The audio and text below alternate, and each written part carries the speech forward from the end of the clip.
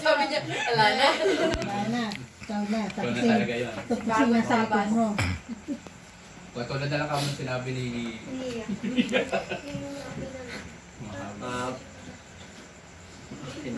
Huwag ka magala Renzo, ha? Tatlo yan sila, try. Papasalamat lang po ako sa binigay sa akin ng Panginoon na kakayahan po. Dati, kaliwete po kasi ako, may hirap po ako sa pagigitara. Buti lang po, nandiyan po si Doug. Ginabayan niya po ako sa pagpa-practice po. Amen. Kaya po,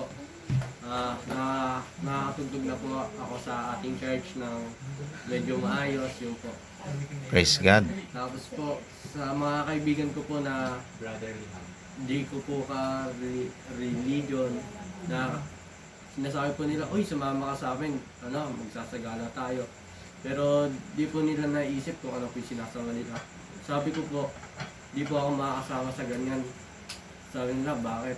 Sabi ko, ano na lang po, sabi ko po, parespeto na lang po nung, dahil nga po magkaiba kaming religion, parespeto na lang po nung religion po namin yun.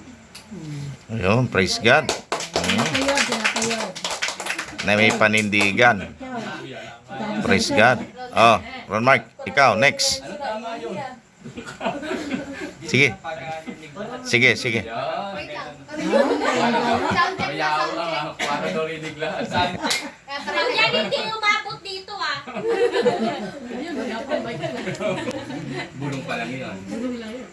Okay. Hindi lang marinig. Wala pa. Atate. Numubuelo ka.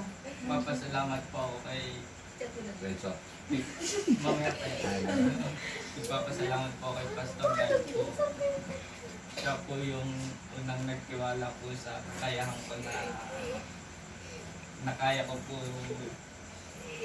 Kaya yan. kaya ko pong mag-keyboard po siya po nag-ano sa akin. Courage. Opo, siya din po nagturo ng ibang sa akin, tas papasalamat din po ako kay Renzo dahil po Check tuturo ng drums. sinabayan niya po kung kahit po kami apat po nila Joram, nag-practice po kami sa mga saka po si Ate Mia po, sinamahan din po kami siya po taga-kanta. Matagal na yun. Kaya nga po, Nag-start kasi siya. Oo nga.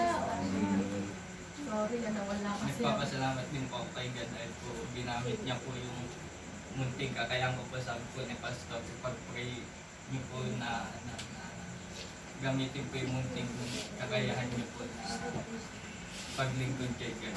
Amen. Amen. Palakpakan natin ang ating Diyos. Thank you, Kuya Ron Mark. Nagbabibrate. Ha? Yung upan namin. Nagbabibrate.